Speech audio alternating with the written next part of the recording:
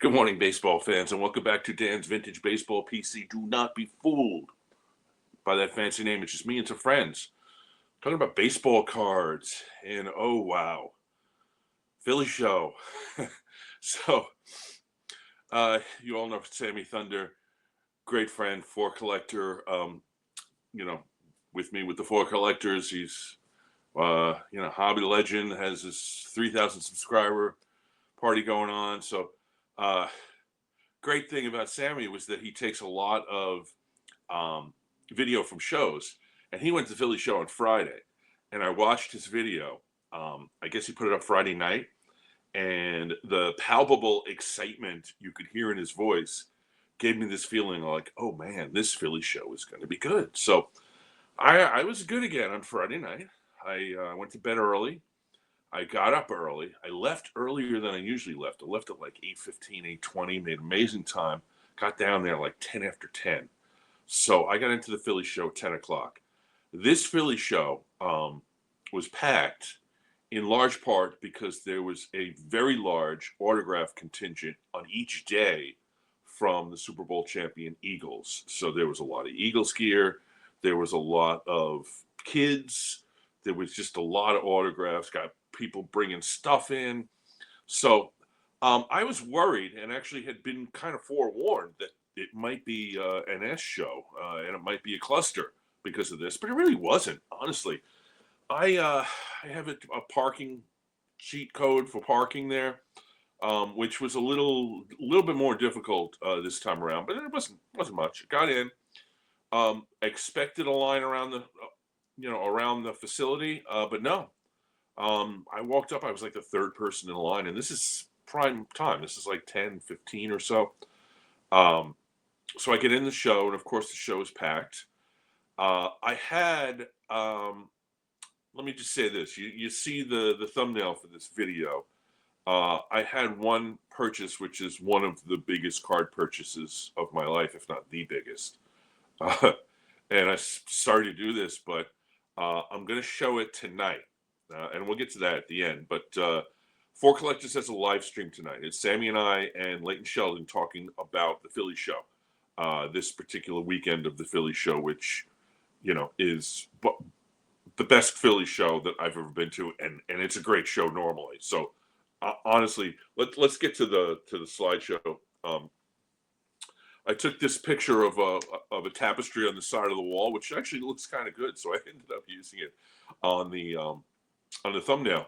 It's right above the Mile High area, and right above where it says the Philly show, it says restrooms. So I cut that one out. So anyway, so main room, as you can see, a lot of people. Very, very similar to previous Philly shows where there's the dealers that I know are in the same place, same room numbers. The Philly Show website has two different types of dealers listed. They have all the sports car dealers, and then they have the TCG dealers. So you can go on sports car dealers, go through all, see everyone that's there, and know where they're going to be. They're in the same spot, pretty much, the main guys. So that made it a little easier for me to just go from who I wanted to see from one place to another.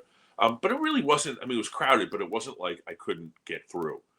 So the development in the Philly show over the last few years has been, not few years, I guess maybe the last year or so, is the Philly Expo Center in Oaks, PA, is multiple different facilities together. They have, I think, room A, B, C, and D, and they're all part of this big complex. And the big rooms are generally each convention is a room itself. But now the Philly show took over the second room. So they went from A and now they're into B. But they were just previously just a little bit into B, and that's where the autographs were, and that's where they put dealers. But now they've taken over. You can see it's pretty much all the way to the back in the B room.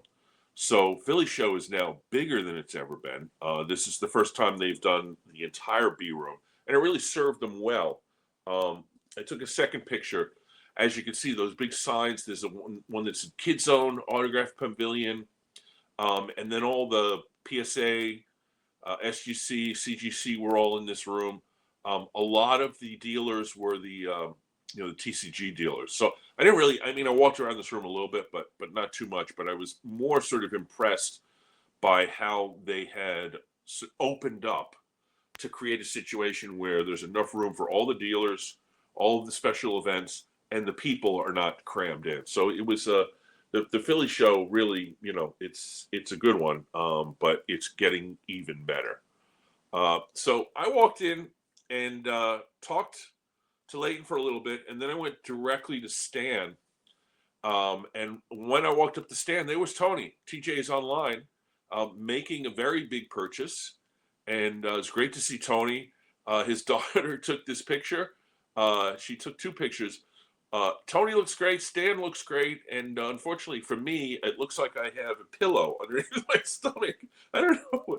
It's the perspective or something of this picture. I'm like, I don't know. Maybe I was like, I don't know. I'm not looking good in some of these pictures. It's not a good photo day for me. But anyway, there's Stan's sign, and then of course Stan's table. He'll be at Strongsville. Will be the next time I see him, and I think he's going to be doing maybe a little segment with For Collectors. Tony got a great deal on a card. Let him show it on his channel, but I did a great deal with Stan, a package deal on two big cards that I'm going to show in a little bit. But let's go through some more of the folks we got to see. PB Collectibles is Paul Porges. That's Paul with me.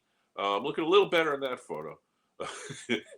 But Paul had his usual setup. I did shop with him. I didn't get any biggies, but I got a couple of nice little gems from Paul. Of course, from Newport, has the store up there. Does a lot of East Coast shows. Terrific guy. Well known in New England. And Simon Shriners. So anyway, he's going to come on the show. He's going to do the Dealers Collector Series. I have my second installment of that series is going to be recorded, I believe, in 2 weeks, and Paul will be after that. So the news on this, me hanging out with him, is that I got to ask him to do the show, and he's going to do it. So that's cool. This is Ash, of course. On the left, I took pictures of the two mantles, and then this is a pretty impressive little corner of his usually very impressive display cases. And there it is, the picture of Ash and I holding up my biggest purchase ever, and covering it up because I'm saving the reveal for tonight at 9 o'clock. But that's me with my I can't believe it just happened celebration look. And Ash was nice enough to take his time away from doing whatever big deal he was doing and get a little selfie with me. So all good around there. Ash was with his son, terrific young gentleman, and they were doing business as you might expect because the cards were great. Also got to talk to Howie. Howard Chasser. He had, obviously another boomer, great display of great, terrific cards. What I say, boomer? I meant banger cards through and through. I did take a picture of this Transagram box. This is a box with Hank Aaron. He also had the Clemente, and he had Willie Mays earlier in the week, but Sammy picked that up, and you can see that on Sammy's video. I'll link to that below. And that's Howard's display there. A few of my favorite things is the name of his company, and he is one of the sponsors of the For Collectors Trade Night at Strongsville, which is Saturday night of the Strongsville weekend. So pretty excited about that, and got a chance to talk to Howie. He'll be on the For Collectors channel also, having to do with Strongsville. But happy to see him and chat. I didn't buy anything from him, but I have obviously multiple times in the past. So here are a couple more friends.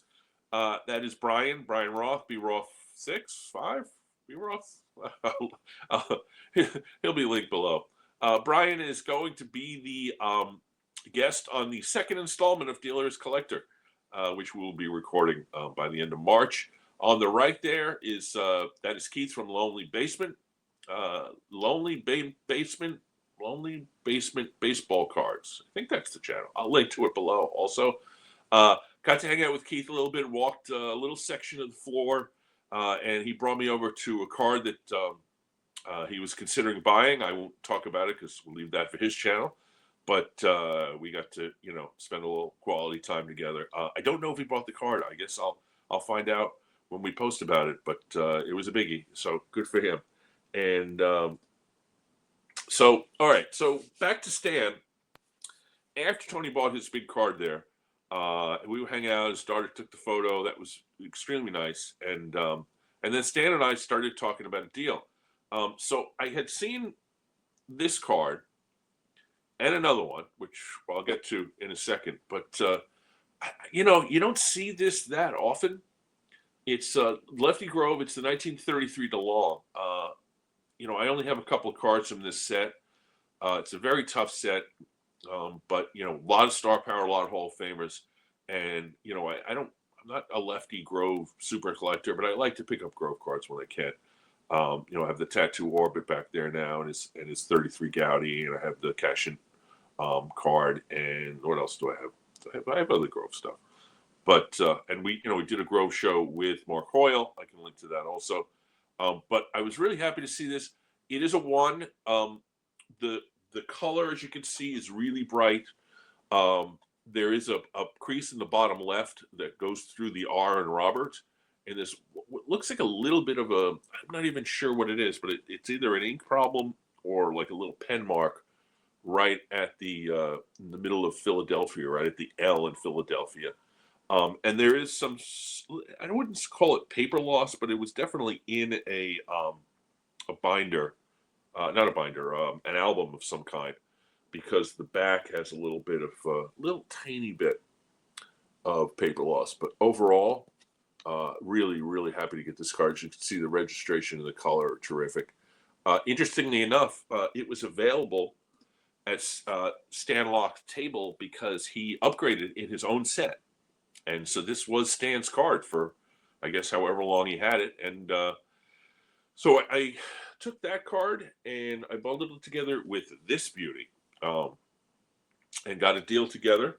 And so it hit the ground running at the show. This is Joe Black. Joe Black was, in 1952, an absolute star of the Dodgers, maybe the best pitcher in the National League that year. I think he was 15-3 with like a 2.1 ERA, something like that. He ended up starting 3 games in the 1952 World Series in 7 days. They played 7 games in 7 days, and he started 3 of them. Joe Black threw a lot of innings in 1952. They tried to change his mechanics in spring training in 53, and he was never quite the same again. I suspect he had arm injuries, but he was around the game for many, many years afterwards. College-educated man, terrific for the sport. And I will eventually do a show now on Joe because I have this card, a 1952. This is not only a Dodger card, but it's a rookie card. And if you look at the number, it's number 321 in the set, which makes it a high number. My friend Sean tells me that this is on his want list. He's the one building the 52 set. We did a show with Sean about a year ago, a little more than a year ago, and hopefully we'll get Sean back on again to do an update, which could be interesting. But his update will hopefully have Joe Black, but not at the current moment. Really, really happy to get this card. Yes, it's a little bit off center, and there's a little bit around the corners, but 2.5. Back is beautiful. Presentation is beautiful. So really happy to get those 2 cards together, the Lefty Grove, the DeLong Grove, and the high number Joe Black rookie in 52 tops. So good start to the show for me. Let me get up the next one. So I did go over to Paul's tables. I was looking around Paul's tables and mostly chatting. But he did have a box of 1952 all PSA slabs. I'm sorry, 58. 1958 tops, all PSA slabs. And I am not a 58 tops guy. I'm not building the set. I never will. I have the players that I need from it. The Aaron and Williams and Dodger guys. But when I was going through, I found 2 cards that I really think are terrific. And I know Dylan Double D is a big fan of 58 tops, and when I look at these 2 cards, I can see why that is. The Carl Furillo is a card that I have had. I did a Furillo show, I don't know, with my friend Gordon a year and a half ago, whatever it was. But the the Furillo show, I did have a copy of the 58, but it was ungraded and a little bit quality-wise was not so great. So this is a 7. It's a little off-center. It's kind of an old grade, but would it be a 7 if it was graded now? Probably not, but it presents really nicely, and the color booming on this Carl Furillo, the yellow. So I got this. I don't know. I'll talk about the price in a second, but I was absolutely pleased to get this one in a 7. And then this one. This is Bobby Richardson's second-year card. But look at I've always loved the red on this card. The red on this example is really, really strong. It's a 5. But I don't know why it's a 5. It looks just as good as the Furillo. But it's just that card just jumps off the page, so to speak. So nice cards to get there from Paul. Let me tell you, total price for these two Blazers, $20 each. Actually, I think Furillo was a little more because it's a 7, but it was $40 total for these two cards, which, for that amount of money, extremely happy to add these two wonderful little gems to my collection. So Bill Chapell was also there. I went to Chapell, I think right after Stan. I made my way over to Chapell, and he was there with some other guys, and very chatty. Bill and I talked for a while. He's such a wonderful man. He's got so much hobby experience, and we were talking about cards that he was mailing away for in the 70s, and just talking about this and that. Such an incredible amount of information. I would love to interview Bill, but I think he's not keen on going on camera. But we'll see. Maybe if we could talk again, we'll see him again in Strongsville. So I did get these 3 cards for my 1955 Topps doubleheader set build. These are all really nice condition cards. Prices were right. And these are 3 more that I'm going to add. It's a 66 card set with, 112 players, because there's players on the back, hence the doubleheader. And so I'm not really close to finishing. I'm not even halfway, but I have all the stars at this point. So now it's time to fill in with some other guys. Not stars, certainly not commons, because there are no common cards. Every player has a story, and some of these stories are great. Curtis Roberts was the first African-American player to play for the Pittsburgh Pirates. So he is a trailblazer, and certainly a great story. In the middle there is Joe Collins. Joe Collins was the part-time first baseman for the Yankees throughout the 1950s. Well, not throughout the entire decade, but through much of the 50s. I think he only played 10 or 12 seasons, and he has 6 World Series rings. He shared the first base job with Johnny Mize for a while, and then later on with Moose Gowron. But Joe Collins, solid Yankees, a lot of rings. On the right there is Wally Moon, who's the 1954 National League Rookie of the Year. Was a tremendous player for the Cardinals, traded to the Dodgers. And the year he was traded to the Dodgers was 1959. He came in and added a lot of energy to that team, had a terrific season. I think he finished in the top 5 in MVP voting that year. And Wally Moon got a ring with the 59 Dodgers and then the 63 and 65 Dodgers. So 3 consequential players there, certainly not commons. So also from Mr. Chapell, I picked up 2 more cards in my red heart build. These are red hearts. Ralph Kiner, of course, the great slugger for the Pirates. By 54, he was on the end of his career and playing with the Cubs. Jim Hegan, who was the dad of Seattle pilot Mike Hegan. And Jim Hegan was with the Indians for quite a number of years.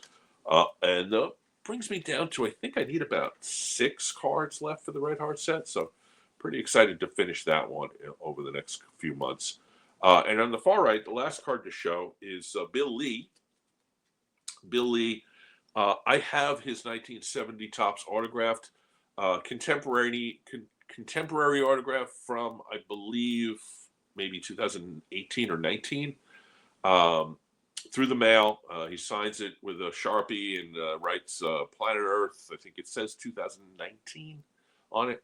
But this is a old signature ballpoint pen, probably dates to the 70s. I got this from Phil, the autograph guy, who is from Philadelphia, whose last name I can't remember. I'll look it up and add it to the bottom. But anyway, Phil, nice to see him in Philly again. He also does White Plains. This card was in a binder and it was $5. So for $5, I will take an old school Bill Lee vintage autograph and add that to my Bill Lee binder and not the 70 binder. So there you go. As I had mentioned, tonight, 9 o'clock, for Collector's Channel, it's going to be me and Sammy sort of co-hosting this, although it is technically my turn for the live stream. And we will have Leighton Sheldon on to talk about the Philly show and some other things. And I will be premiering the largest pickup of my hobby career on that show. I decided to do it this way because I feel like it's such a big deal. I want it to be live, and I want people to see it live. So also, we're going to be doing just tons of Strongsville stuff on For Collectors coming up, and I'll be doing a bunch of stuff. So on my channel, we have show with a great hobby legend. I'm doing the interview right after I finish this, and then we're going to post it later in the week. I have hobby as collector. I'm sorry, a dealer as collector series coming up again. Like I said, with Brian Roth, I have an interview with a great hobby artist who everybody knows. Really happy to have him on the channel. That's coming up. Going to do that interview on the 29th. I have another super collector interview. So a lot going on Dan's Vintage Baseball PC. People get that wrong all the time. I don't know why. It's not that complicated. I mean, it is a fancy name, but don't be fooled by it. Anyway, so a lot coming up on the channel. Great Philly show. So happy. I locked up, I'd say about 2 o'clock. I was walking around. I got the big purchase, so I was pretty much out of money and just hanging out, talking to people and having some fun. And then I got back in my car, drove back, and I was home, I don't know, not even 5 o'clock when I got home. So great Philly day, great Philly show. A lot more coming up on the channel. So thanks for tuning in, folks, and we'll see you soon.